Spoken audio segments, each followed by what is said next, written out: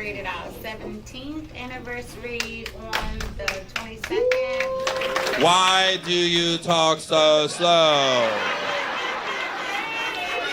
You talk like you're thinking as you talk. We just celebrated our 17th anniversary. She's not driving, is she? Okay. Yeah, you don't want the cop to pull over. You know how fast she was going? I do know how fast I was going. I apologize for being over the speed limit. I hope you bless me with a warning. He gives you a ticket, you bitch-ass motherfucker. I was polite, I complied, and you still gave me a ticket, you fucking hoe bag bitch. I want to ask where you met, but I'm going to ask him. Because I want you to just relax the rest of the show. Just laugh. Where did you meet, sir? We met at her job. This was my nurse. That was your nurse. You was in the hospital bed?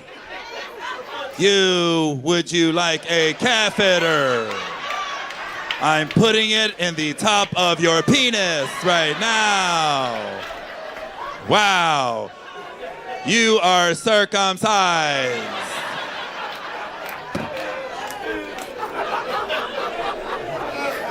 Was you really in the hospital? No, for a checkup. A checkup? Oh, you was in her doctor's office? Yes. Oh, she was like, was she at the register or something, the front desk? Yeah, she was at the front desk. Front. She came into the room. I wonder why, motherfucker. How you at the front desk and you come in the room? Can you fill out this paperwork? I gotta take your vitals. And you're like this. All right, go ahead and take my temperature. No, we do it in the mouth now. Oh, sorry about that.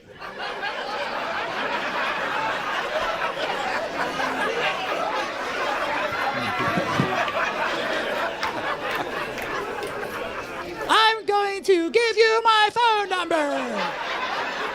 Yeah. You remember the first date? All those years ago. Oh, I don't have anything to be worried about. Motherfucker, don't be hate. They're still together. Relax. Yeah, 17 years, that's right. Married 17. How long did you date, though, before you got married? Yeah. That's it? Yeah. That pussy's fire. I take everything back. A fucking year, bro? That means you had to get engaged first. You put a ring on it quick. I know your boys was like, yeah, hey man, you remember I was telling you how much I like going to the doctor's office? How it's important for us to get checkups as black men. Don't be scared of the prostate, man. Motherfucker, you engaged? You just met her. Motherfucker, if you knew what I knew. Schedule an appointment. Yeah. You was calling your doctor every week. Hey, I got to come in again. Yeah, I just don't feel right, doc. I feel a little under the weather again. Damn, motherfucker, it's 3 times in 1 week. Shit, I'm paying the insurance. I'm gonna fucking come in. Shit. We needed the laugh. Yeah, thanks. No, we just buried our son 2 months ago. Oh, I'm sorry about that. No, it's fine. No, I'm sorry. We coming out to get a laugh, so thank you. Nah, thank you for bringing this show down. Thanks. Oh my gosh. How long have you been together, man? Like, it's just... I feel awful. Why would you do that to me, Mom? We love it.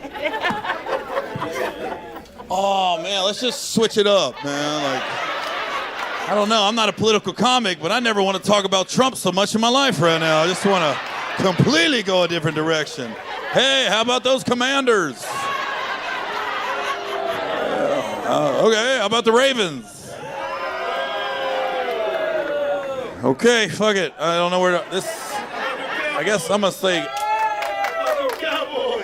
Yeah, okay, let's... all right, well... see what's going on here. You guys, ooh. Today we have an extra large crab cake sandwich, a supersized 8-ounce version of our classic crab cake served in a potato roll with a chipotle aioli, lettuce, tomato, onion, and a side of french fries for $28. I am really trying to change the subject right now. I've been jumped a couple times in my life. It's weird when you get jumped. Detroit, I was in Detroit, motherfucker jumped me one time. Because I walked into a bar, it was my after party. Motherfucker, my shit. That's why I'm not going out tonight. Don't even ask. I don't care how many bottles, how many fucking bitches. You got me fucked up right now. I don't want to be on fucking TMZ tomorrow. Here comes a Glorilla sister. Can I get a little cash off you? Let me run them pockets real quick.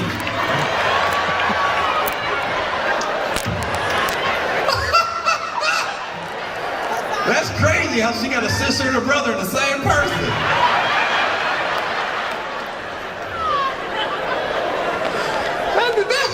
That motherfucker right there. The best line she said was, "How you gonna make millions and we don't get shit?" I said, well, what? If she was gonna give you some money, how much you want? Got $2,500. What? I can't get enough of him. I don't know what the fuck that is. She broke, but every time she's on TV, she got a new tattoo. Like, and what do you do, sir? Economic development for the city. Well, you're doing a good job in some parts. Some parts you're lacking right now. So you're doing good and not good. You're like getting an A in math but a C in science.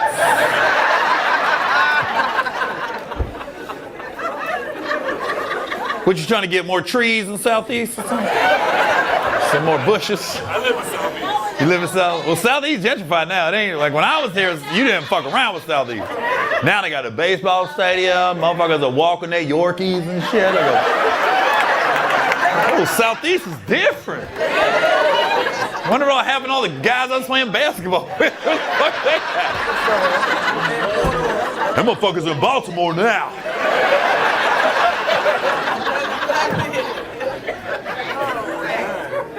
So what's the goal? When can you quit? Like, fuck it, my job is done. The city is perfect. It's a never-ending job, isn't it? Yeah. Yeah, it was a good job. You're like, man, this is some job security in D.C. Economic development, we're going to be here for a minute.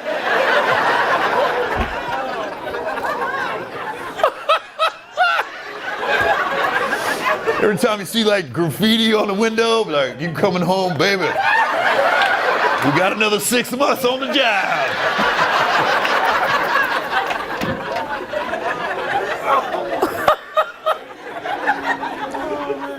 What's like the proudest thing you've done? Like, what's the best thing you've done? What building have you built, or what job you transformed? I don't know. Lately, the Washington Commanders. You did that?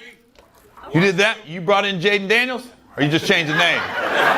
We don't give a fuck about the name. You brought in Jaden Daniels. The stadium is coming here. Oh, that's a good one. Yeah, because that stadium's garbage. That Commander Stadium's terrible.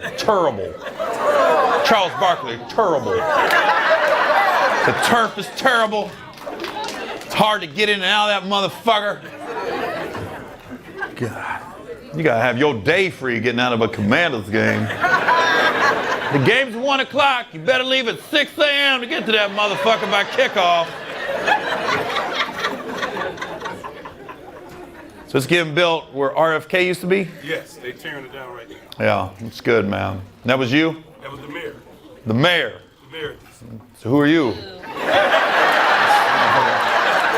You that motherfucker on the wire. Shit. I need you, man. I'm trying to get the stadium out of Landover. I gotta get it back in the city. I can do it. What can you do for me, man? You see, I got cargo pants on and they're empty.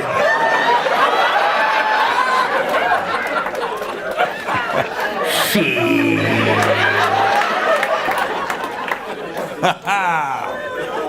It's a dirty job you got there, man. What year is it coming? What year? 2030. The stadium. Holy fuck. You gotta get some Mexicans to build that motherfucker. That shit'll be up by game 3. You gotta work on some legislative laws. No, we gotta make sure everybody's certified. Mexicans like, hey, fuck that, we got it ready.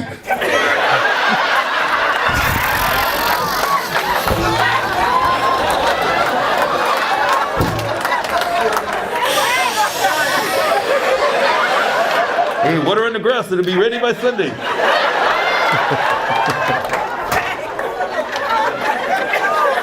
Just a thought, motherfucker. You might want to tell them stop deporting all these motherfuckers. We need a stadium built.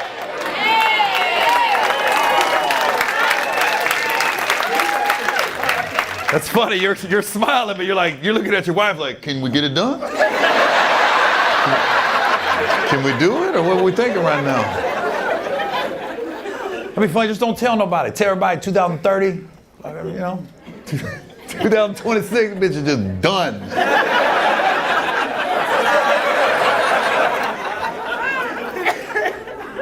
That's what happened in my last house. We had a white crew and a Mexican crew that was building my house. Motherfucker, you knew when the Mexicans was there. That shit was framed up, piping, carpet, fans. Every time the white guys come in, because they had to play by the rules. Them motherfuckers like slow as fuck. They just sitting on the roof.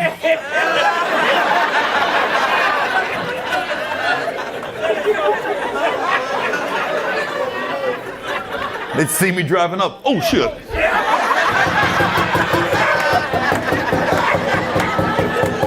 I'd be like, I saw you motherfuckers.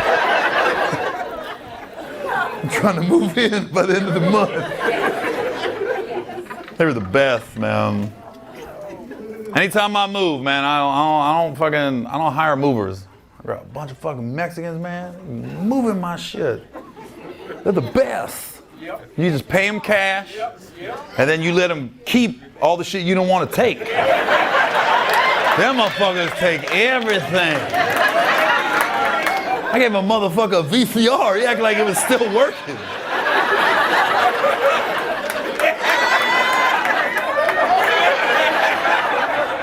Gracias. Gracias, señor. Gracias. No, thank you. Because Katt's done some cool shit for me. I used to tell a story, I told on some podcasts, I don't think I ever told on stage, but it's a true story. Right when Katt was blowing up, like 2006, we had a show together in 2005 in Akron, Ohio. So we was at a college, and like we were like in a little room, and there was probably less than 100 kids there. And then 6 months later, he blew up. Because I remember I got a contract from my agent. They said, yeah, it's going to be you and Katt Williams at the Frank Irwin Center in Austin, Texas. That's the basketball arena. I said, why the fuck would they put me and Katt in the basketball arena? That shit going to be empty as fuck. I said, that shit's like 10,000 seats. And then I get there, that motherfucker's packed, right? And I walked on stage, I said, God damn. I didn't know he popped. And I was like, whoa, this is a different type of audience. Like, there wasn't one W-2 in that motherfucker, man. It was a cash-only crowd. I was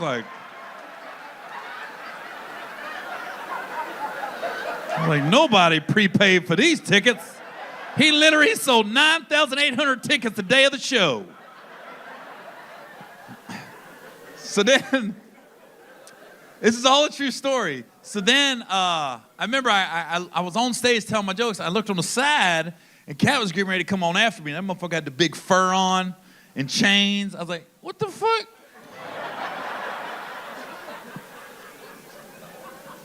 You was Alley Cat 6 months ago.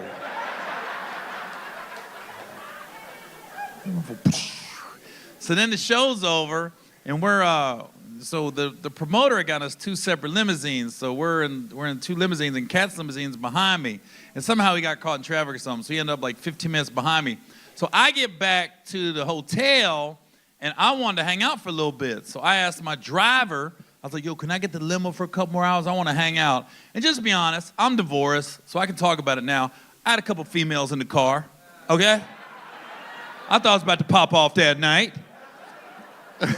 This is why I could never tell this story when I was married.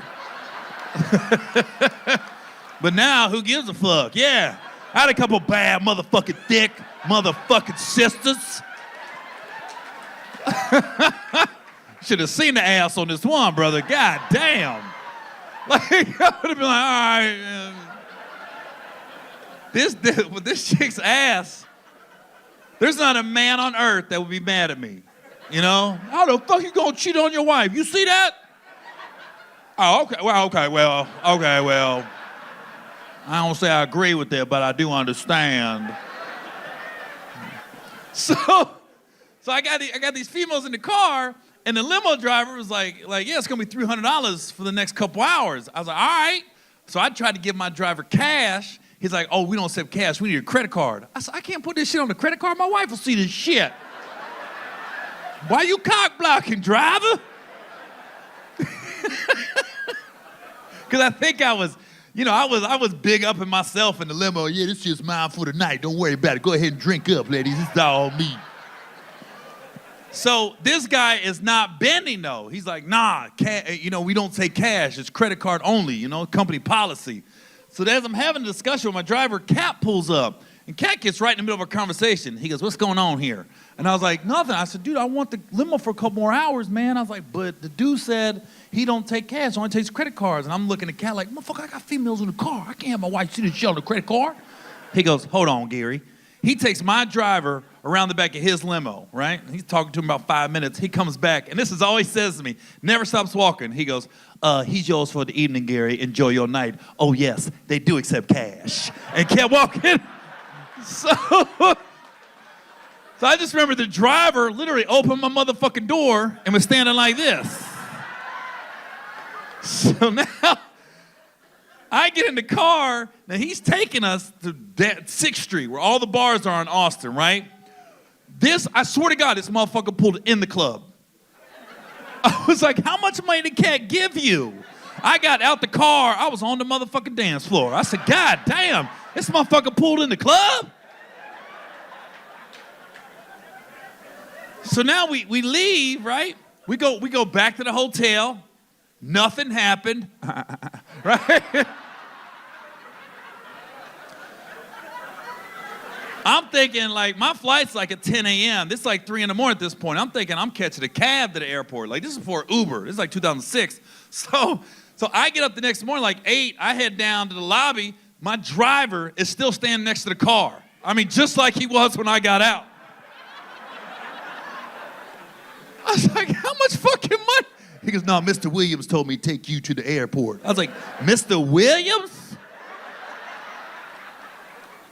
To this day, I don't know how much fucking money Katt gave that dude. I was like, I always want to ask him, how much you give that motherfucking Austin that night?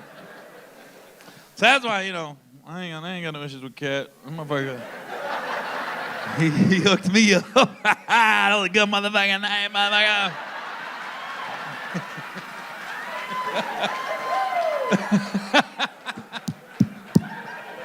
That was a fucking ball. So, that was a good night. I started rooting for the Texas Longhorns after that night. I'm gonna root for them. Yeah, I gotta. Yeah, the Katt thing was interesting this week because it was funny. Like, I was watching it live when it happened because I remember I was making lunch. And I like that podcast as it is, so I saw Katt was on there, so I know Katt was going to drop some one-liners. I didn't know he was going to go nuclear. Like, it wasn't even like, man, Shannon was just stuck. He said, Katt, how's it going? Fuck Ricky. Fuck Cedric. Fuck Steve. I was like, God damn. This motherfucker hadn't said hello. So I'm watching like, oh, it was like... The first 30 minutes, oh!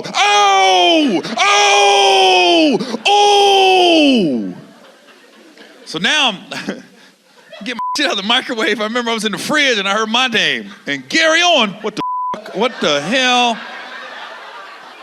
So I didn't hear it, but I didn't want to stop the podcast. I didn't want to rewind it. I like it live.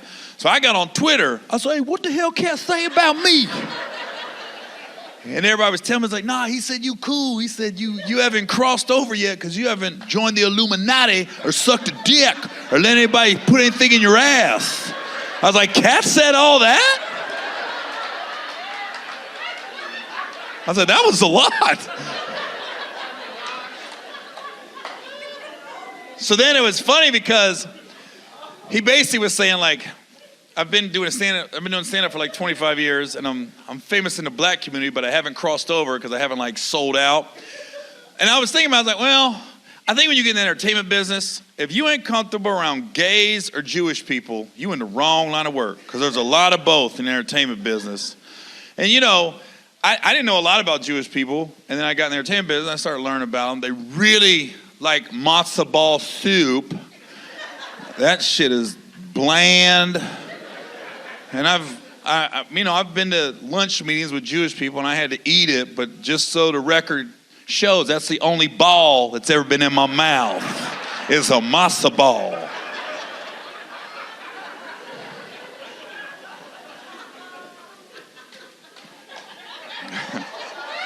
I did get hit on one time by a Hollywood exec, and I'm not going to say the name. Everybody's like, you got to name him. You're part of the problem. I go, no, you got to realize this dude didn't touch me. This dude didn't promise me any work if I didn't do anything. The motherfucker just hit on me. That's not illegal. You allowed to hit on motherfuckers.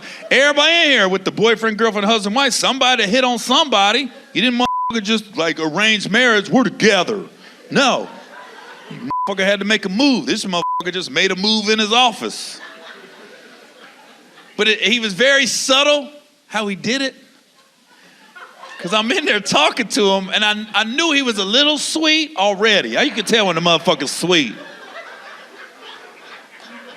So I was sitting there, and he's asking all these questions, like, what is my goals? What do I want to do in this business? What do I see myself at? And I'm new to the game, kind of, I'm talking.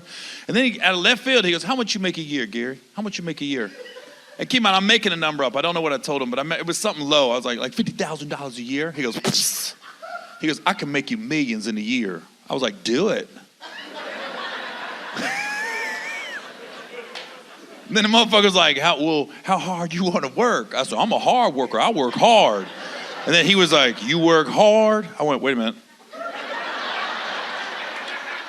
Because when he said you work hard, he shifted in the chair. He was like, you work hard? I was like,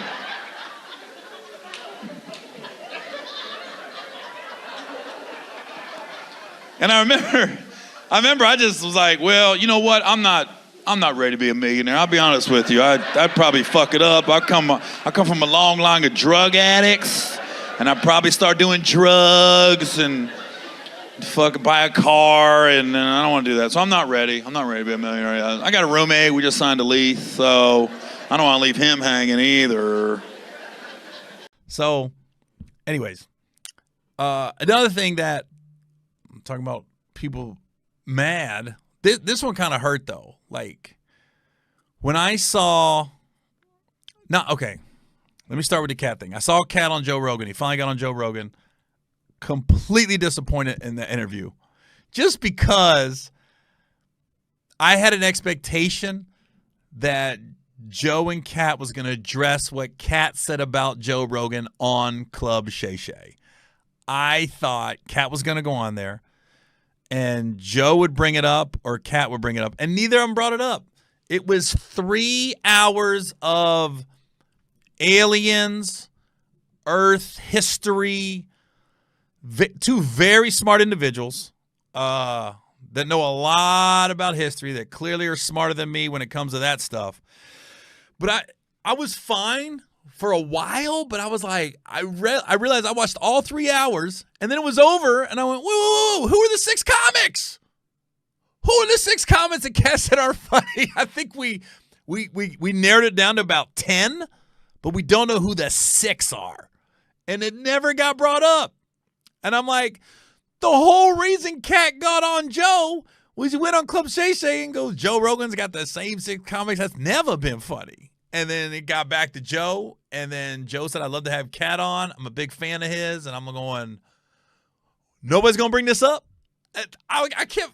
I kept fast forward like a little bit, like boom, they were talking about the pyramids, Sodom and Gomorrah, aliens. It was a lot of history. Like some of it was interesting, some of it dragged for me. Other people probably ate it up and loved it, but for me, you know, I just wanted I wanted to hear not dirt. I wanted to hear Katt and Joe's different ideas on what makes a good stand-up. How did Katt make it? Why they haven't met after all these years, which is mind-boggling to me. You know, Joe, maybe how Joe got wind of Katt. Do they have any stories from the Comedy Store back in the day? Because clearly Joe's been at the Comedy Store when it was Fat Tuesday was jumping. I remember going there and seeing him. Not he wouldn't perform, but everybody knew Tuesday night was a black night. And you see all the white comics in the back hallway watching. So I just thought I wish there was more stories about that, and it was just a big history lesson. So selfishly, I was disappointed in the interview. For me, not saying it was a bad interview.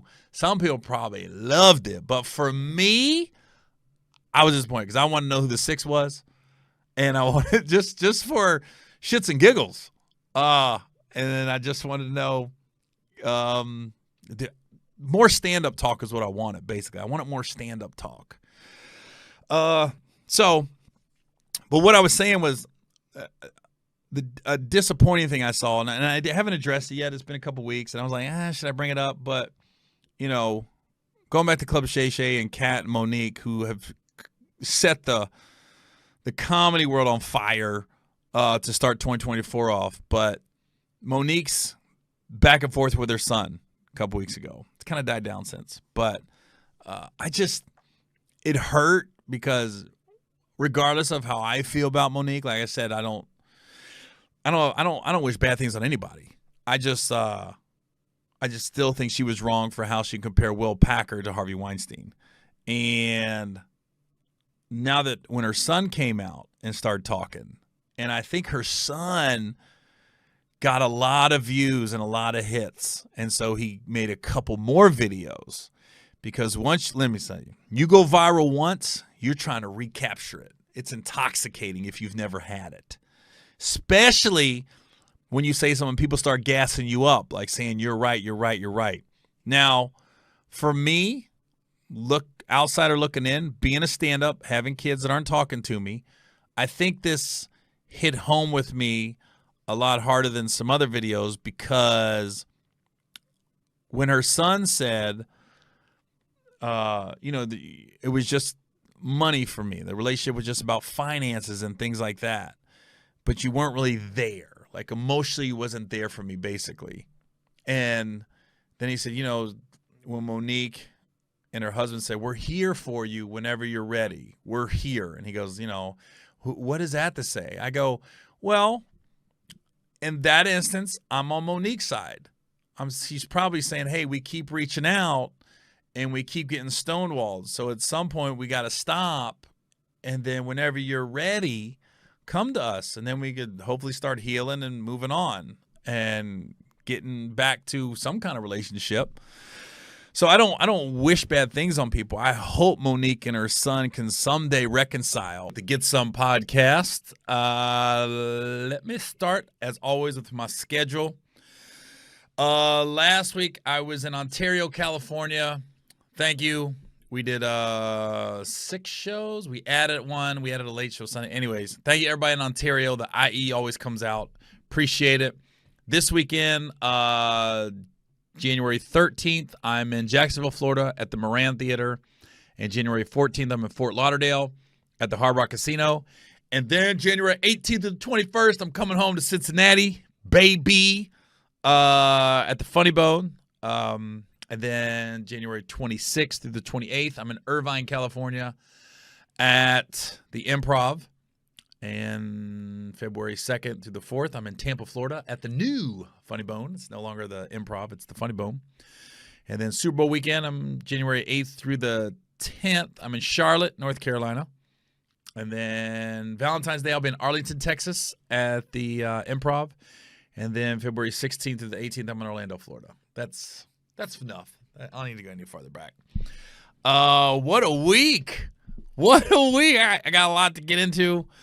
I just found out that the studio I record at is the same place where Stephen A. Smith recorded last week, or this week's his podcast. And it was funny because I'm watching it, and I really enjoy Stephen A. Smith's podcast. And I was watching it, one of his clips, and he was talking about Joe Coy and the Oscars, and I'll get into that in a second. But as I'm watching, I'm going, that looks really familiar. And he had his graphic at the bottom. But I'm sitting there watching it going, that looks super familiar. Sure enough, this is where he recorded it, where I record my podcast. He recorded his while he was in Houston. And I was like, I knew it. And I got here, and the engineer that does my show, he was like, yo, we had Stephen A. Smith here yesterday, record his podcast. I go, I freaking knew it. I'm sitting there watching it like, I know that lighting. I know this microphone. And I go, man, this is and I kept watching going, this is a very simple backdrop right here. And you're a good podcaster. I'm not to my own porn when you got no distractions. Like you're just watching that person's face and listening to that person, and there's no like gadgets, there's no pictures behind it, nothing. It's just that's it. Just talking by yourself to a microphone. You don't have a guest or nothing. But that's always one of the best. So I don't know. That had nothing to do with anything, but I thought it was funny. So it's a week later. Everybody's still reeling from the Katt Williams interview. He's still killing it.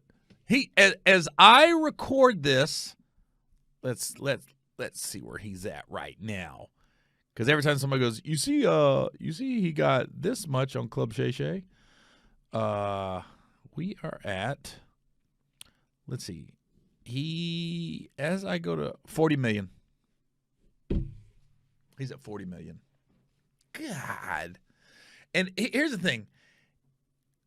We all won in this. We all, whether Katt talks bad about you, good about you, a week later, we all won.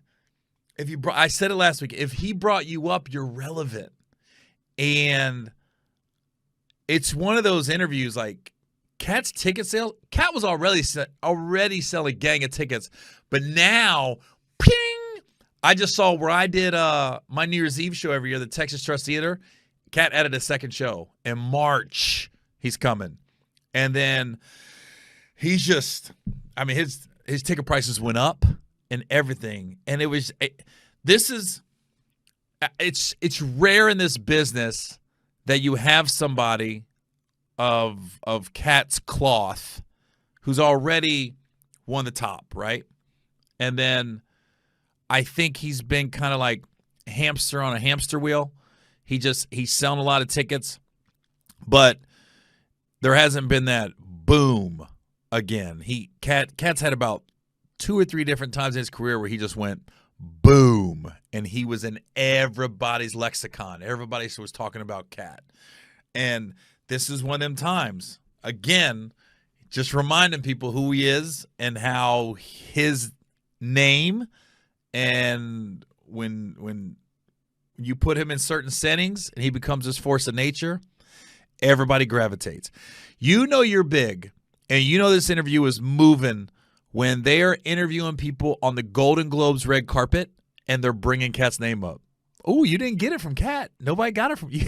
He didn't talk about you, or he did talk about you. It was just one of those moments in time. And Katt's had about 2-3 of them in his career where it just, when I say everybody was talking about it. And this was it. And it's not that he needed a career boost, but it did boost it, even to a higher level. There's always another level you think you can get to. I always say, like, as a comedian, if you sell 10,000 tickets, you want to go back and sell 11,000. And this is just one of them things, man.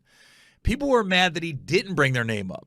Mike Epps was like, well, why didn't Katt bring my name up? They interviewed D-Ray. D-Ray brought it up. I mean, people were not mad. We were laughing about it. But it's like, I never seen nothing like it off a podcast. And, you know, Katt benefited the most off this, and Shannon Sharpe. But I would dare to say, as far as like in a positive light and everything, I think I was third in all this. I think I wasn't talked bad about. Nobody said anything bad about me. And the things that Katt went off on people, I look back and I go, I don't think anybody could ever accuse me of that. Nobody's ever accused me of stealing a joke. I don't think anybody's ever accused me of being just an asshole. Nobody's like Gary's ego's out of control. And I don't know. This was just, I've never seen it like it. And you know what's funny about all this is, you know, I made certain posts. I've been doing this podcast since I think last May I came back. So this is January. So February, March, April. So 8 months I've had this particular podcast in this studio by myself with no guest. You know, after my divorce, I had to revamp everything. My podcast went away for about a year and then I brought it back. So now that since my podcast came back, every week I tell stories about the week that I had, the week I got coming up. I might do an entertainment story. Listen, I'm not that guy to tell people's personal business like that. What everybody does on their personal time, that's it. But we'll share stories about things that happened to me. Hence the Steve Harvey story last week. That was the most clickbait thing I've ever seen on the internet. Like, people just say Gary Owen gripes about Steve Harvey and Steve Harvey doesn't pay. But if you really listen to what I said, I said numerous times, this isn't on Steve. This isn't about Steve necessarily. It's about the production, the studio, and what I was getting at was similar to what Katt. The reason I brought up the Steve Harvey story last week is because I felt like it was an example of what Katt was talking about, of how I haven't really, quote unquote, crossed over. Because really what the story was about was the white producer, the white PAs, everybody behind the scenes that basically wasn't black treated me like I should be like thanking my lucky stars I was on the Steve Harvey show. Like I had nothing else going on in my life. And I see people don't really listen because this is Steve Harvey's talk show. This was in 2017. This wasn't the Steve Harvey show, and it wasn't Steve Harvey radio show. It was the talk show when he moved it from Chicago to LA in 2017. This is when this all happened. And I'm already headlining. I'm making a ton of money on the road. And, you know, these execs, the way they treated me was like I was some newbie that I should be thankful that I even have this opportunity. I'm thankful for every opportunity I have to be in front of the camera. And that story was a double-edged sword for me because, one, I had Steve, who I still respect. I got nothing. He's never really, I can't say, done anything wrong to me. I mean, Think Like a Man was his baby, so to speak. And I'm sure he could have nixed that. If somebody would have came and said Gary Owen is in the movie, Steve could have been like, nah, I don't want him. He talks shit about me. That could have happened. So I'm not that guy. I'm not that guy. Katt's Katt, and Katt will go in with no filter and doesn't care about the repercussions, and he's secure in who he is. I'm just different, and it's fine. I'm not like that. I guess, and it could be good and bad. I generally want people to like me, and if you don't, I'm like, why don't you? It could be a character flaw. Why don't you like me? What did I do wrong? And when people don't like me, I want to like get to the root of the problem and be like, why don't you like me? Let's work it out. Let's be friends. I don't know why I'm like that. So when I was telling the Steve Harvey story last week, that was really what it was about. It wasn't about like I wasn't getting paid like I should and everything. It was more like these execs behind the scenes treated me like complete and utter shit, for less of a better word. I mean, the way they was talking to me and ordered me around, and when that guy just looked at me when I said, I'm not going down there to use that bathroom. You need to find me a dressing room with a bathroom. But that was really what the story was about. Now, there is some validity to why didn't Steve ever call when I didn't show up that Monday and say, what happened, Gary? What's going on? What do we got to do to work this out? And, it's a numbers game. If they couldn't pay me what I felt like, I could have walked away and be like, hey, thanks for the 2 weeks, and it didn't work out. We tried. But I think what bothered me and almost hurt me a little bit was like, I was really trying to be a team player with this. I really wanted this to work. I wanted to be on the show. But I didn't want to be behind the scenes and only hearing my voice. I wanted to add value to the show, and I wanted to work, and I wanted to write sketches and be in sketches and things of that nature. And, so just didn't work out. I have no ill will towards Steve or anything like that. I would love to work with him again. And I think the story was twofold for me. It was one, it was piggybacking off what Katt said. And it was also like, I always wondered if Steve knew, because I don't have Steve's cell number. I'm not going to DM him with this. He's a busy dude. Last thing I'm going to do is like, even when it happened, call him. Be like, hey, man, your people aren't taking care of me. To me, I was like, I just keep it moving in my career. I'm like, if I feel wanted and I feel valued, that's where I go. And I didn't feel that on the show. And like, Steve's got so much shit going on. I'm just like, I'm not going to bother him with this. The producers and the studio clearly didn't value me. And so I was like, all right, I'm out, But I know I could have helped that show. I know I could have. That was right up my alley. Man, I had so many good ideas. I couldn't believe it. So I see people when you do, like, I cut up a clip of the Steve Harvey one last week. I cut up a clip of why I walked away from my Fox deal. And then we cut up a clip of what was the other one? I had 3 clips. Hold on. I had 3 clips last week. I had that one and God, I'm getting old. And just we cut up a clip of when Katt first started talking about me. I was like, hey, what's Katt saying about me?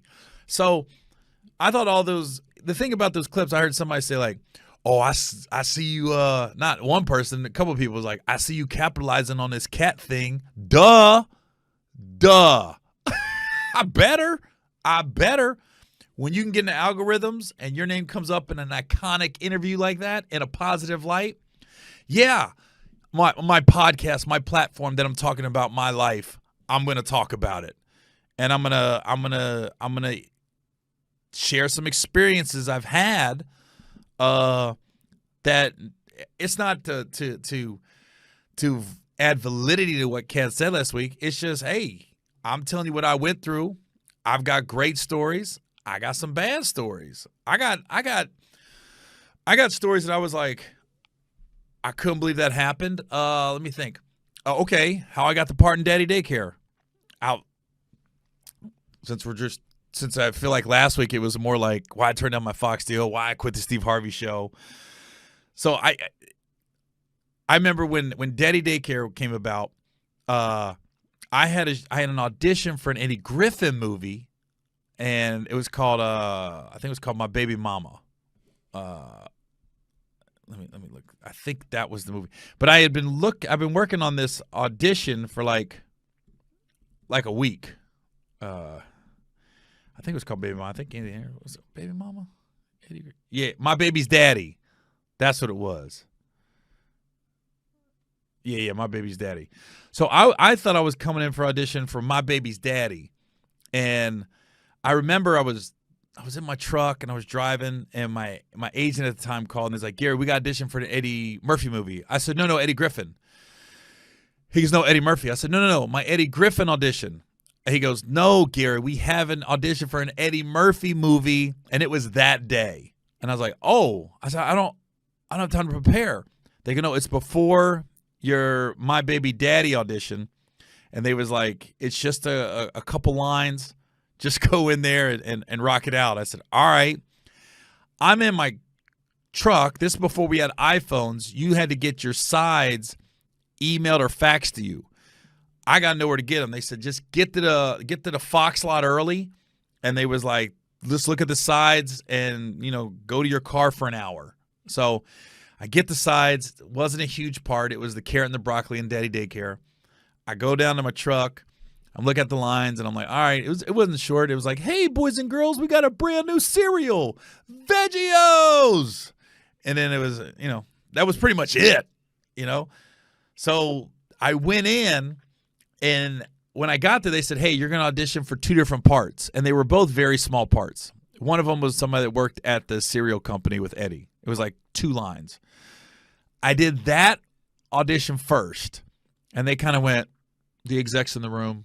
Remember, Steve Carr was there, the director. John Davis, one of the producers, was there. And then they said, okay, you want to do the next one? I said, yeah. And what I did, I was there, and a bunch of the kids in the movie was auditioning. So I went out in the lobby, and I asked this mom, I said, hey, can I borrow your son real quick? And she looked at me, and I brought this kid in the room, and I started snaking around him, right? I was doing this. And then that's when I made up the song. I was like, BROCCOLI. I am the broccoli and don't know why. CARRONT. Carrots are healthy for you and me. And I just made the song up. And literally I was spelling broccoli like as I was in the audition. I was like, BROCCOL. Am I spelling this right? And then and I knew I got the part in the room because they were dying. They were dying. And then Steve Carr actually walked out with me. We got in the elevator, and he told me I got it without telling me. He goes, bro, you killed. You killed. Where you from? When they start asking you personal questions after an audition, you killed it. If they just be like, thank you, keep it moving, yeah, you don't know if you killed it or not. But if they start talking to you afterwards, yeah, you killed it. So I got a call like literally an hour later, like, you got it. I was like, whoa. And then I remember when we went to film Daddy Daycare, I didn't get the part of My Baby Daddy, but I was on house money at that point. I was like, I don't care. So we went to go film. As soon as we get there, we're on set. I just did the lines the first take when I was in the broccoli outfit. I was just like, I just started doing it, and I remember Steve, the director, was like, cut, Gary, where's the song? And I was like, oh, I didn't know if you wanted it. And he goes, that's how you got the part. I was like, oh. So I better sing the song. So that was funny how that came about. And then I was trying to think. There was something I wanted to tag on that. The broccoli, carrots. So I don't know, man. I'm getting old. I had something in my brain I wanted to share with that audition. I didn't get the part in My Baby Daddy, but that was an audition. I just kind of, you come off such a high off that, and that's the thing about this business with the emotion, with the range of emotions and auditions. I come off Daddy Daycare and I just crushed that audition. Knew I got the part. I'm on house money now. I go into My Baby Daddy's audition. I'm just like, I don't even care really. I was just going through the motions because my brain was still on Daddy Daycare. I was just like, I think I might audition and said BROCCOLI in that audition. I said, what are you doing? There's no broccoli in this. It's just, that's just business, man. So that's a good story, I guess, That's a good story. I think it's funny too when we talk about podcasts and being in the algorithms. Was, as far as me, I think that Katt Williams interview, my social media went nuts this week, and I haven't seen a jump in everything since the Alabama brawl over the summer. That thing, when I talked about that, that's what everybody was talking about that week, and you see a huge jump. So, yeah, and especially like that's my fan base. That's like those are the algorithms I want to be in right there. So like, yeah, it was cool. It was a cool week though, social media. And I think I started some people say, if you just look at it like entertainment, it's a great week. If you start taking it personal, start beefing and everything, then I don't know. I think your name came up. You're good either way. What a week. What a week. Here's what I learned also this week about Katt Williams. He's so freaking smart. And I really watched the podcast again. And they did another podcast with Willie D. And this is what I know about Katt. Somehow that dude knows everything. I don't know if he watches everything, if he's got a team of people that watches stuff, but that guy knows everything. He went on Willie D's podcast, and Willie D, he's got a great podcast, by the way, he brought up Ali Sadiq.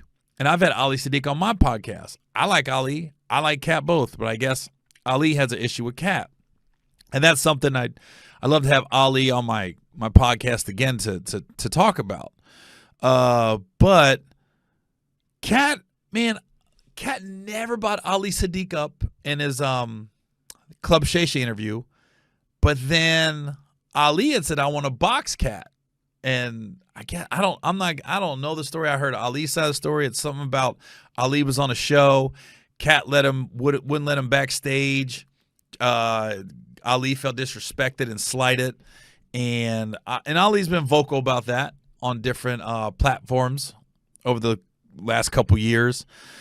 And Ali said, I like to fight Katt in a charity boxing match.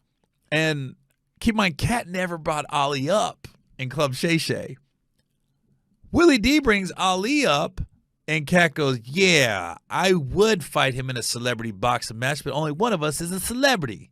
And I was like, how did Katt know Ali said that? The only way Katt knows Ali said that, if Katt's on the internet looking up stuff like we are on his phone, on his laptop, see what they're saying about him, or he's got people coming at him telling him stuff. I'm like, whoa, you don't get nothing by that guy. I was like, damn, does this dude know everything? He knows. There's no doubt he's watching my podcast, or somebody isn't getting back to him. That's what made me laugh this week was when people were telling me to sit out. Man, you gotta sit this out. I see you milking this Katt train. I go, I know, yeah, of course, but I'm also, this is what I do every week. I cut up clips from my podcast and I post it. People were actually watching my podcast and they were taking clips out and posting them before I was of something I was going to talk about. I go, oh, I was going to clip up the Steve Harvey show bit, and man, like Hollywood Unlocked, TMZ, they got a hold of it before I could release it. I was like, oh, they're releasing my stuff before I am. And here's the thing, what I want people to know. Nobody lost work this week because of the Katt interview. No promoter called and said, I don't want to work with him no more. No TV network or movie studio called and said, okay, I heard what Katt said about that guy. I don't want to work with him. And I guarantee you, no promoter or venue said, we don't want to work with Katt. Katt's tickets went through the roof. So everybody won. Everybody won in this. I think if we look at it like that, that's a good thing. I don't know how more people don't look at it like that. I don't know.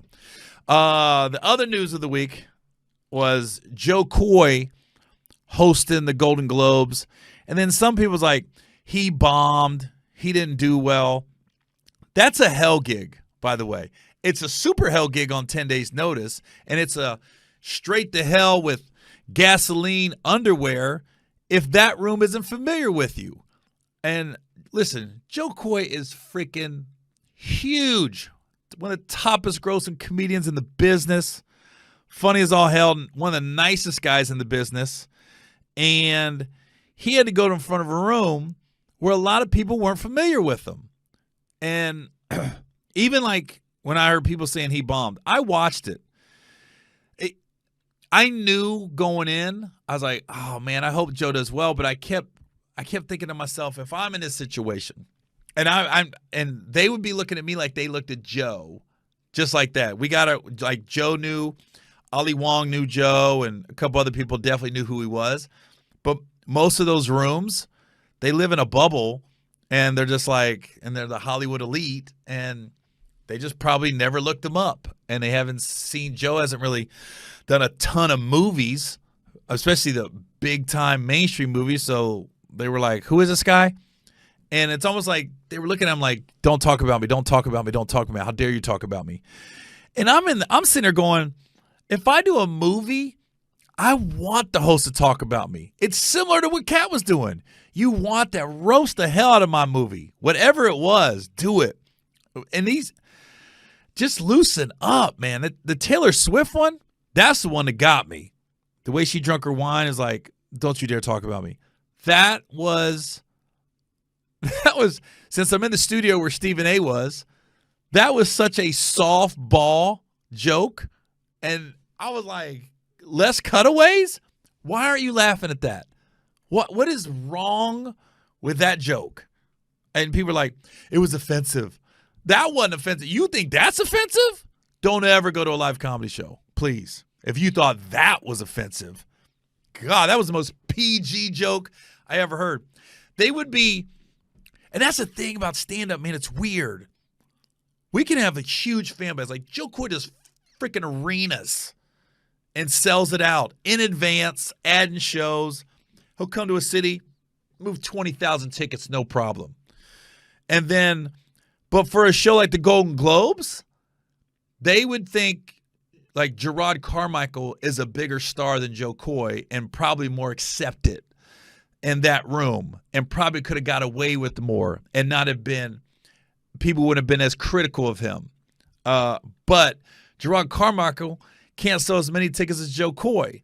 So it's weird. I'm curious to know who passed on it because Joe kept saying I took the gig on 10 days. And I was like, well, who passed? Who said I don't want this gig? The best host of the Golden Globes is Eddie Gervais. I wish they could have just grandfathered him in and made him the host every year.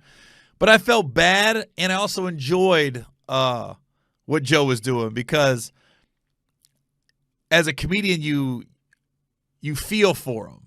I was like, man, I know there was a point where your mouth got dry, Joe, and you was like, oh, it's getting hot in here. It's a tight room. It's a tight room. And I don't know. And they said the Barbie cast was like uptight. I don't know. Ryan Gosling looked like he was having fun with it. I saw Robert De Niro go, oh, on the 80-year-old man having a kid joke. I just loosen up. I mean, go in there and I think you want to get bagged on.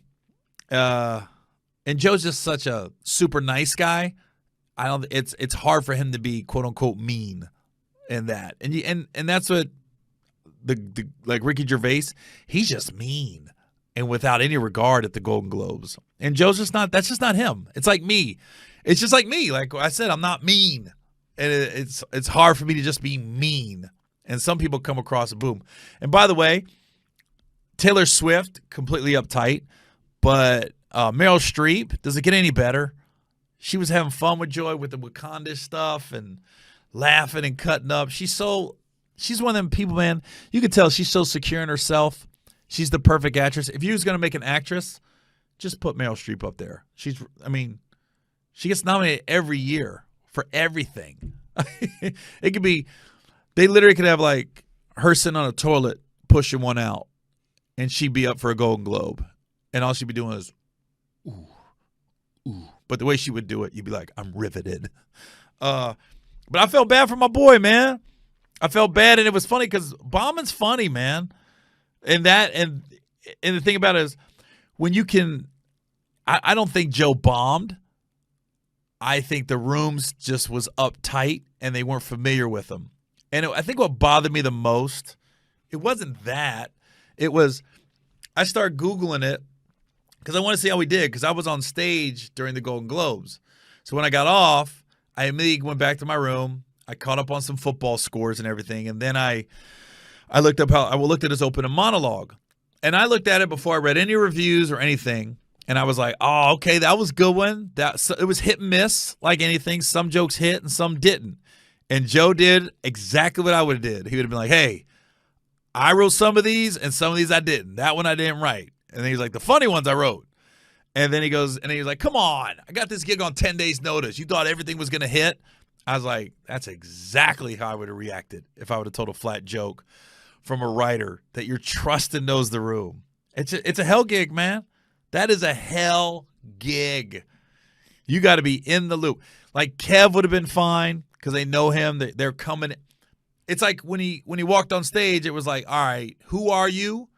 And prove to us that you're funny. He's not getting the benefit of the doubt. Where someone like Kevin would have got the benefit of the doubt. Chris Rock would have got the benefit of the doubt. So, I mean, it ain't going to hurt him. Like I said, he's still going to sell out. Still going to sell a bunch of tickets. I got sidetracked. What I didn't like about it was these morning talk shows just going in on Joe like he's the worst comedian on the planet. And just like, they should never have him back. His jokes were so distasteful. No, they weren't. And that's why I watch the Golden Globes. It's for the distasteful jokes. The more distasteful, the better. So that's what I didn't like. It was always like these Karen-looking people or very, I don't know, people I didn't want to hang out with are sitting there judging Joe Coy. Relax. He did fine. I mean, he held his own. 10 days notice. He's a fish out of water with that audience. And I thought the monologue was decent. That's just me because I'm lit like, and I'm looking at like, Joe didn't write that. There's no way he wrote that. Okay, he probably ad-libbed that. So it's just like, Joe, if you see this, you did fine. The room was uptight. I don't know. There's some comedians that just would have snapped on Taylor Swift. You was nice about it. I don't know if I would have snapped on her or not. That's where I might have.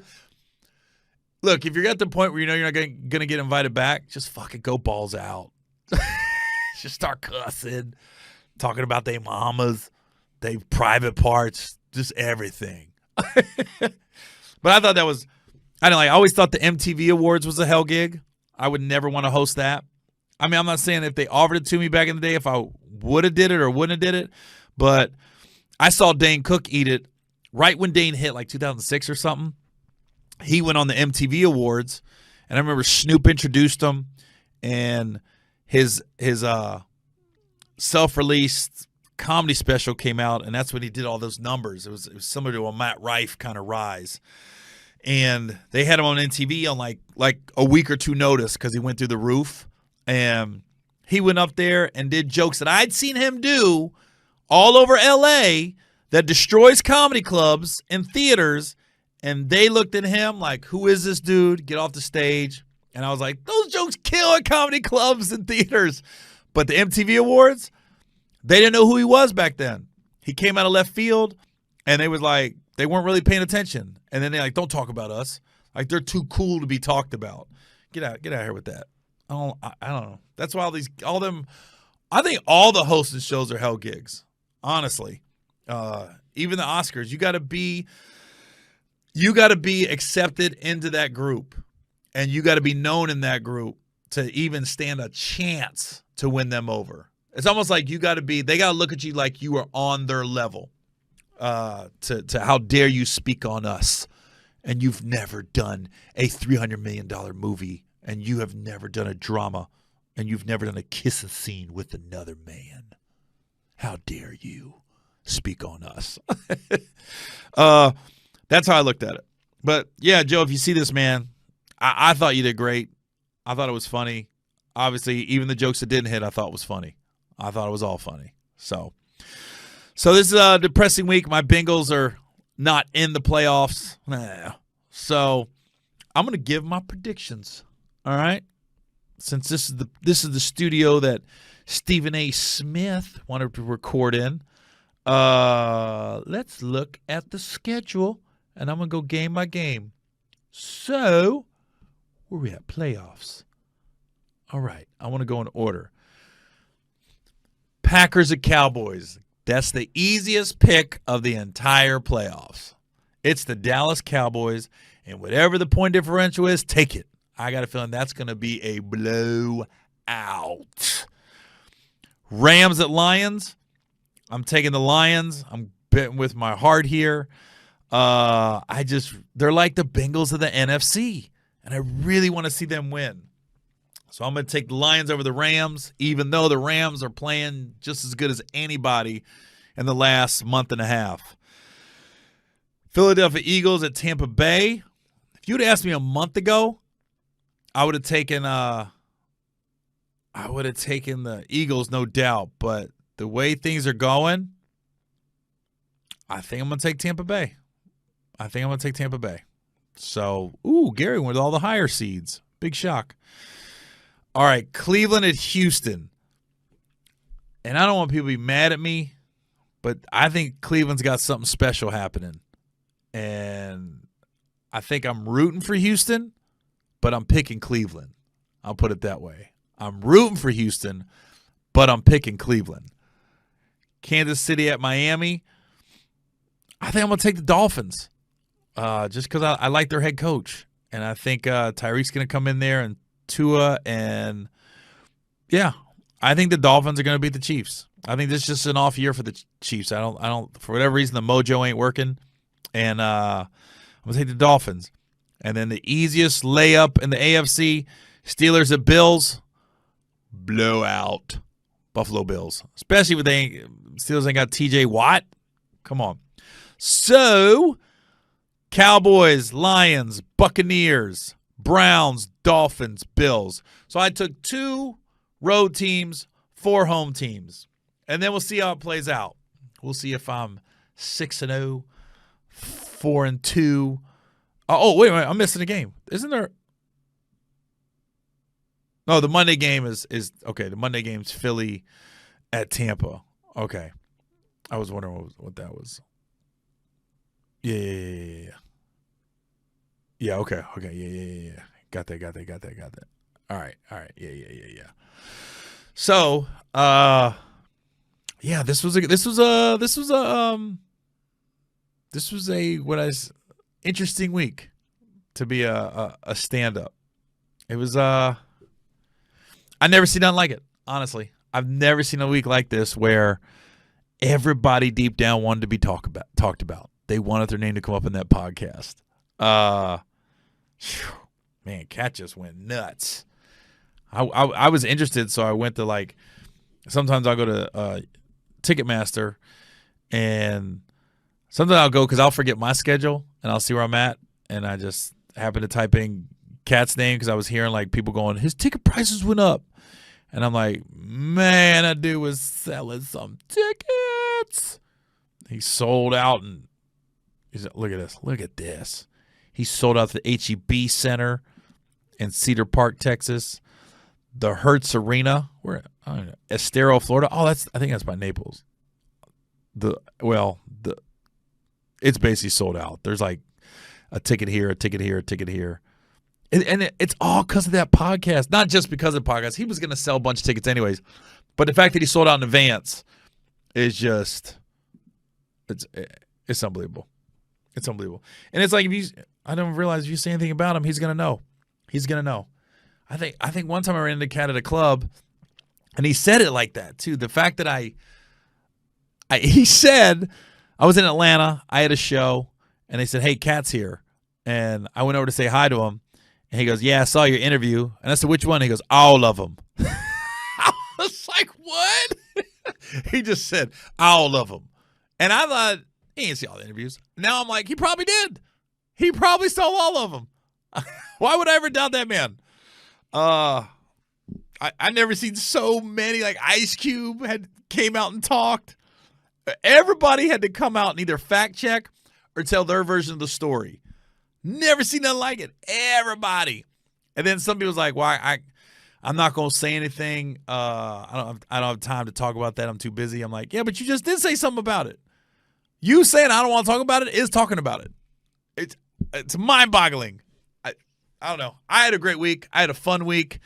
All I can tell Katt is thank you. Thank you for just mentioning my name real quick and telling me I'm legit and why I haven't crossed over. And look, I just got done. I told you last month I got done recording 2 of my specials, right?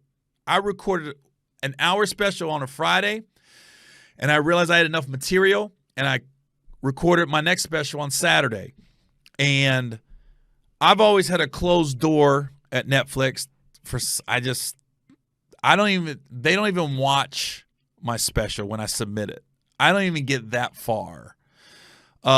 So maybe this will help.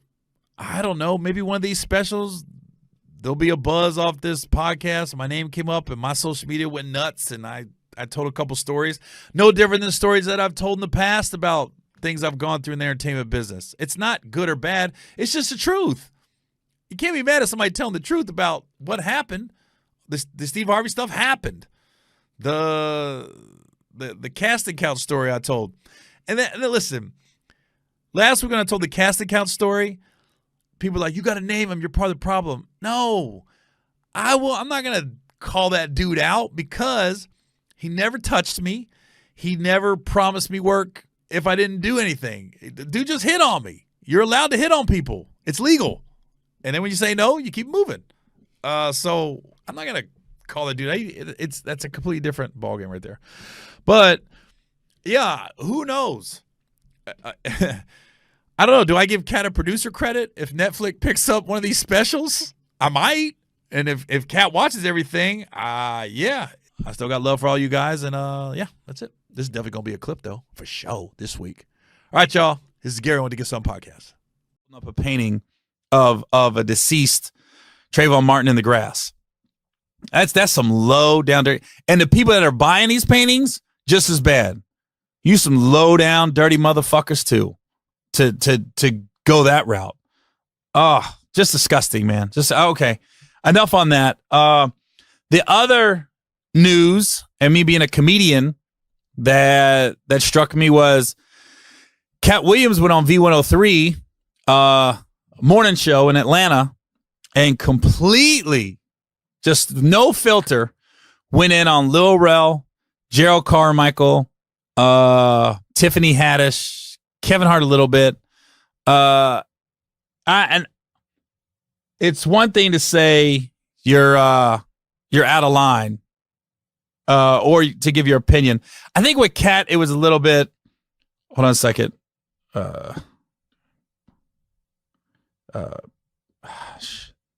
Sorry, my son's blowing me up.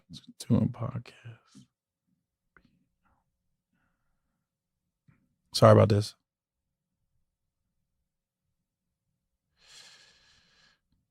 That was a commercial break. That's when your son is on the other side of the country and he called you 4 times while you're doing your podcast and he gives you 5. I just texted him I'll be done. It's an emergency. He's still calling me. The ADHD runs in my family. I got it. That's why my podcast, I'll be going on rants and then get on another rant. And my son definitely has it too. Like that dude gets transfixed and he will blow me up. And I'm like, what's up? Hey, can you order me some food? Like, what? Yeah, can you order me some food, Dad? So I was talking about Katt Williams. So Katt goes in with Wanda and there's this lady named Wanda Smith, and she's been on Atlanta radio for I'm guessing 20 years. Wanda's a very nice lady, and Katt is I think he's so intelligent and he's so smart. I don't know. It's like I think every genius has a bit of crazy in him, and I think that's what Katt is. I think definitely he's a comedic genius, but he also got a bit of crazy in him. So he goes in and says he's offended that Tiffany Haddish that people are calling her the queen of comedy, and she doesn't have enough comedy specials, and she hasn't been on a tour, and things of that nature. And so I see where Katt's going with this, because when you say somebody's the queen of comedy, you're thinking stand-up, where Tiffany isn't known as a stand-up. She's pretty much known from Girls Trip, and that's what took her to another level. Very similar to Melissa McCarthy. She's very much become the black Melissa McCarthy. How Melissa McCarthy came in with Bridesmaids, and everybody was funny in that movie, but she clearly stood out. Girls Trip comes out, and to be in a cast with Queen Latifah, Jada Pinkett, Regina Hall, and then Tiffany. And when I first heard about the movie and heard it got casted, I thought Tiff was going to be like supporting. Then when I saw it, I was like, whoa, no, that's her movie.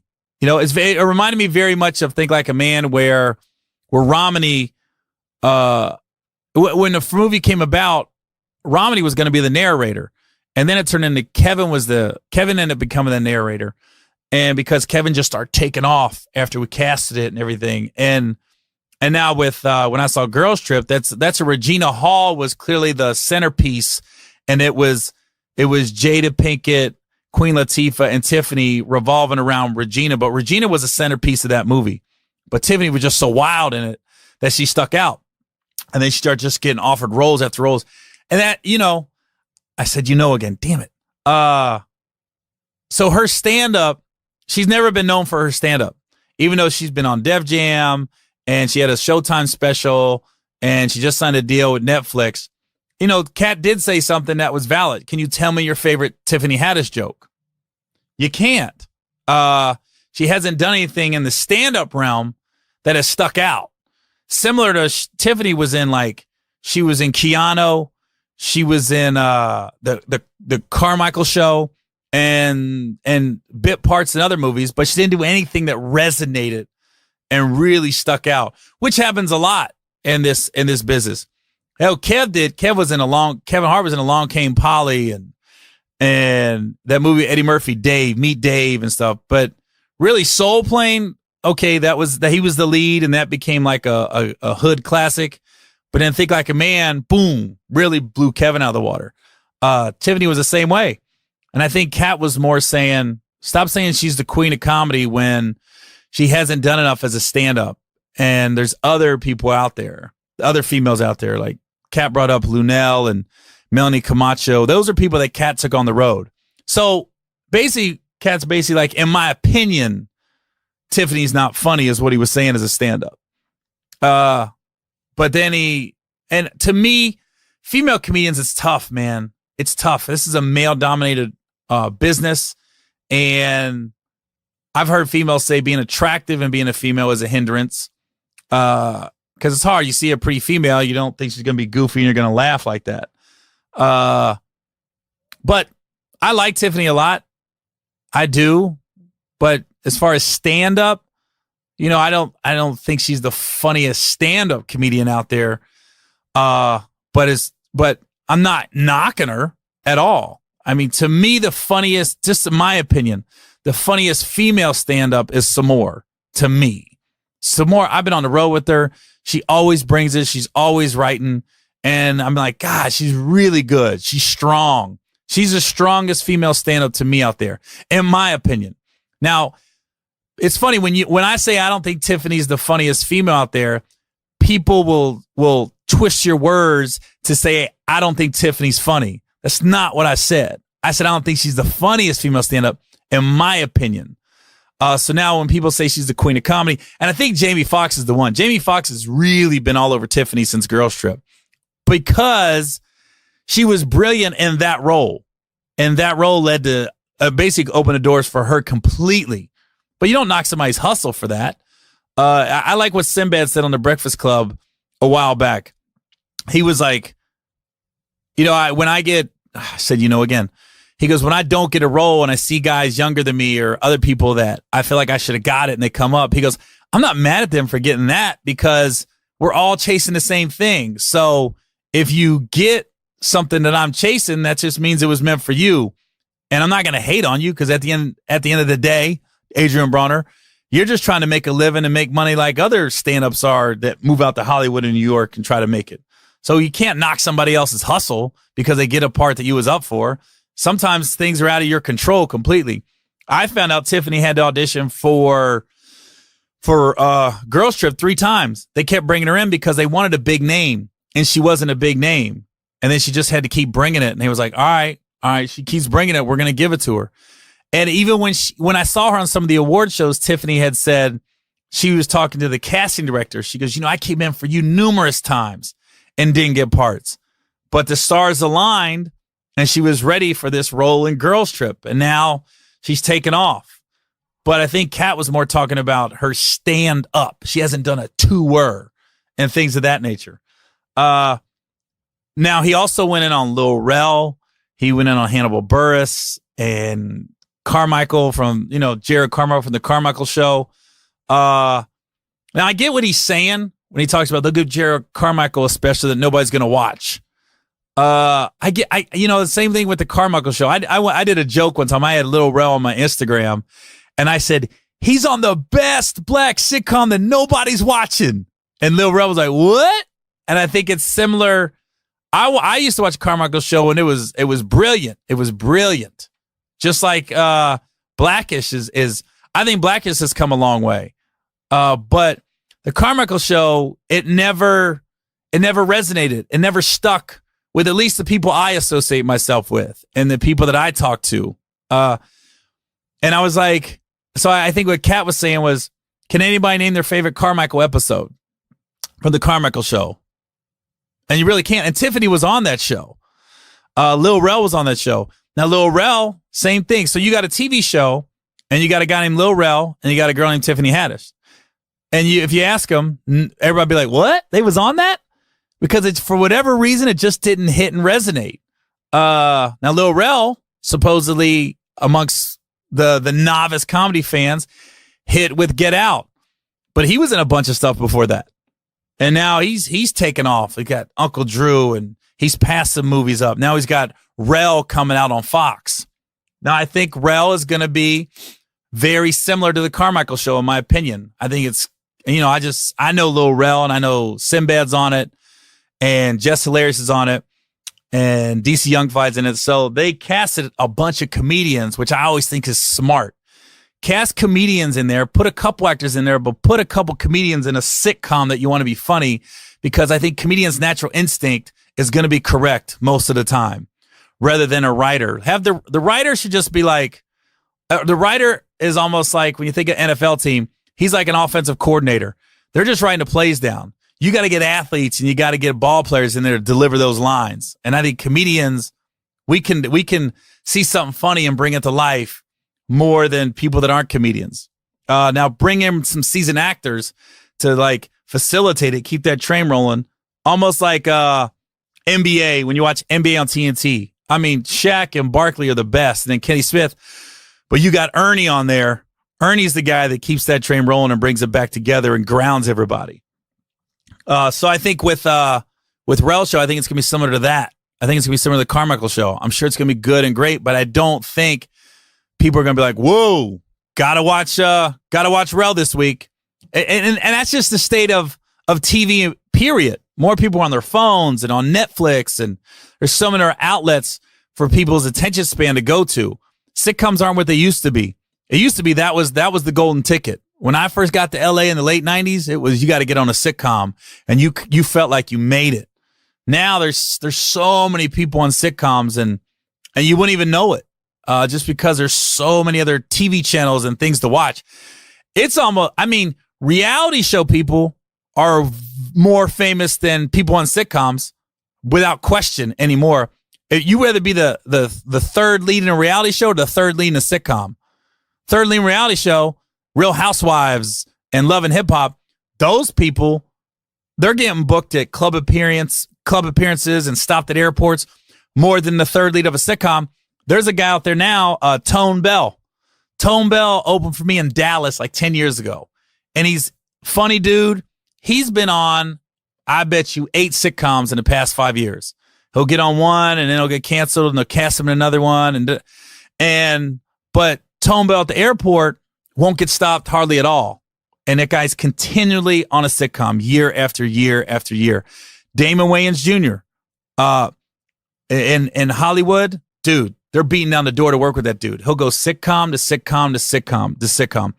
But the novice comedy people and the people aren't in the industry will be like, Damon Wayans got a son? They wouldn't even know it. That's the state we're in right now. Just my reality show.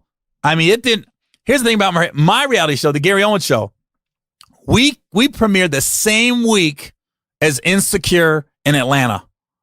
I'm like two, basically, or what is really becoming iconic shows.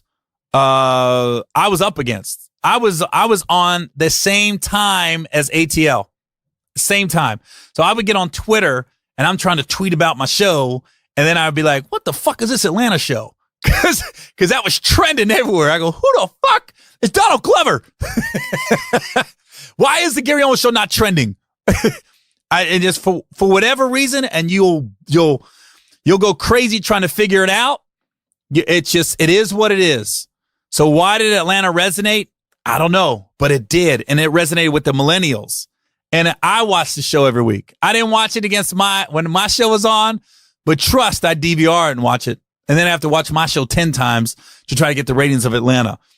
But that's the thing. Nowadays, sitcoms on network TV, as far as like Fox, ABC, CBS, NBC, I think you're getting a watered down version of what people really want. Where if you get on cable TV or you get on Netflix, you can almost hit them a little rawer with things, because Atlanta hits because I don't think they have as many eyes on it editing it. And the biggest complaint you'll ever hear amongst people on sitcoms is they think they got something funny and good, and a network exec will be like, nope, I don't like it. Take it out. We went through that with I think every show you go through that. Even when I had the Gary Owen show on BET, we would get notes from different people at BET, and one person be like, I got a note like this one time. So we send it off, and this lady at BET said, well, when Gary got baptized at the church, he moonwalked after he got out of the pool or the jacuzzi where I got baptized. He moonwalked out. That's going to be offensive to black people. And I was thinking, no, it isn't. I was celebrating getting baptized, so I moonwalked out. That's just funny. I was like, sometimes I think execs at networks, they have to give notes to validate their job. And I think that's why network sitcoms aren't as good as they could be, because there's too many people trying to validate themselves with notes. I would love to hear stories of writers and actors on sitcoms that it's turned in a script and a network said, great, shoot it. I don't think it's ever happened in the history of TV. I don't think anybody's put in a sitcom and went, boom. Maybe not a sitcom, but maybe Shonda Rhimes. I heard Shonda Rhimes, because she said such success in hit show after hit show. I heard she has a deal where you can't give notes when she turns something in. But she doesn't do sitcoms either. She does drama, and I can't speak on drama. I can just speak from people that I know that have been on sitcoms. They're like, God damn, we had something really funny, dude, and the networks gave notes, and now it's not as good. It's the nature of the beast. But I like how Katt went on there and gave his honest opinion, whether I agree with it or not. Some things I agree with, some things I didn't. But whatever Katt does, it created a firestorm, and now everybody's talking about Katt and everything. And then the funny shit is, so Katt goes back and forth with Wanda Smith on V103, and then her husband shows up at the comedy club where Katt was at on Saturday and pulls out a gun on Katt. I'm like, dude, if you're in this comedian game, if you play the dozen of somebody and you go back and forth on the radio, sometimes you'll get the best of them. Sometimes they'll get the best of you. And I don't know. I heard that Katt beelined it over to Wanda. Now the story is Wanda showed up at Uptown Comedy Theater in Atlanta. Katt beelined it over to her and was like, I told you I would make you go viral. I told you. And like, I don't know if he got in her personal space or business, but her husband's like, just go on, man. It ain't about that. Just go on. Keep it moving. And Katt wouldn't. He goes, dude, I'll jump you. Katt's not going to jump anybody. Let's be honest. And if he is, what's he really going to do? I mean, he's not that big, dude. I don't know how big Wanda Sykes' husband is. I'm sorry, not Wanda Sykes. Wanda Smith's husband is, but I'm sure he's bigger than Katt. So I guess they get in a verbal argument, and then a gun got pulled, and I don't know what happened after that. I've heard different versions. But as a comedian, man, you got to have thick skin, and your spouse has to have thick skin. Especially being a woman in this business, I can't even imagine being a spouse to a female comedian. Because, I said, again, Jesus Christ, I'm going to get through this, people, one day. That just comes with it, man. You get bagged on a lot. That's the beauty, and that's why the Comedy Central roasts are so popular. Because they throw in what everybody's really saying about that person, but then they say, but it's not, they're kidding too. I said, again, fuck. This is going to be called the podcast because I say it so much. They throw in what people really said about that person, And then you throw in a little lighthearted jab, but then you'd be like, but we still love you. But we still love you. And I think that's what Katt was getting at with Tiffany was it's hard not to like Tiffany. I've known Tiffany for 18 years. You're around her. It's just hard not to like her. Same with Kevin. And that's the thing that Katt didn't bring up in this business. The likability is huge in this business. If you like somebody, you want to work with them. And I think Tiffany's just so likable and her energy's positive and she grinded for so long and you could tell she's just appreciative of everything she's getting right now. So don't knock somebody's hustle, but I think people get it confused when Katt gives his honest opinion on things. And I think with Carmichael and Lil Rel and Hannibal Buress, he was saying networks are trying to make these guys movie stars and TV stars. And he's like, but you don't know who they are. They sit around, you don't know who they are. But I don't know. I think Katt was mainly commenting on the industry and not those individuals themselves. Because, we always say there's people famous between the 405 and the 10. And that's where a lot of the studios are in Hollywood. And there's people that the industry gives chance after chance after chance to be the lead in a sitcom, to be in a show. And the show goes away and then they'll give them another chance. And the show goes to give them another chance. And I think a lot of times comics' frustrations go, God damn, man, I'm selling more tickets. I got a fan base. People want to see me on TV or they want to see me in movies. And you keep casting the same people. Why don't they switch it up and give somebody else a chance? You drive yourself crazy thinking like that. You drive yourself crazy. I always listened to Bill Burr one time. I had a conversation with Bill Burr at the airport. We just sat down bullshit, and he just said, he goes, man, I'm just going to be so fucking funny. They can't deny me. I'm just going to be so funny. I said, I just need to hear that. I was like, yeah, man. I know I just try to be as funny as I can on the road, as funny I can when I get my chances on TV, and you hope one day somebody sees it, the right person sees it, and then they start putting you in stuff. And that's how I got the parts in Ride Along and Think Like a Man. I had a personal relationship with Will Packer.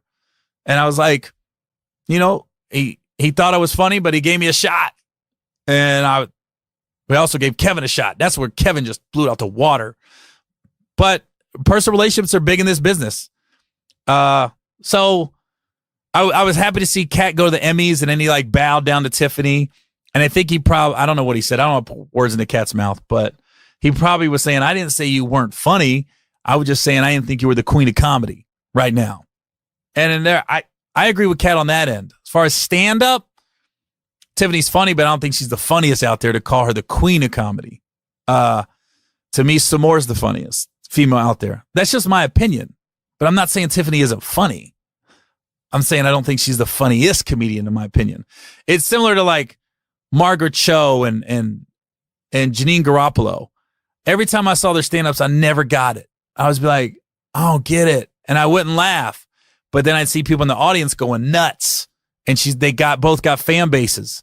And I was like, I'm not knocking them. I'm not saying they're not funny. I'm just saying, to me, I wouldn't pay to see them. Or to me, I don't think that's not my type of humor. But there's people that my shit ain't their type of humor. I'm not stupid. There's a lot of people out there that are probably like, Gary, I don't think that shit's funny. I get it. I mean, that's the beauty of comedy. You find your fan base and you hopefully you build and you grow with your fan base, and they tell more people and you bring them in, and your fan base just keeps growing and growing and growing and growing. But there's always going to be people that don't think you're funny. That's just the nature of the beast.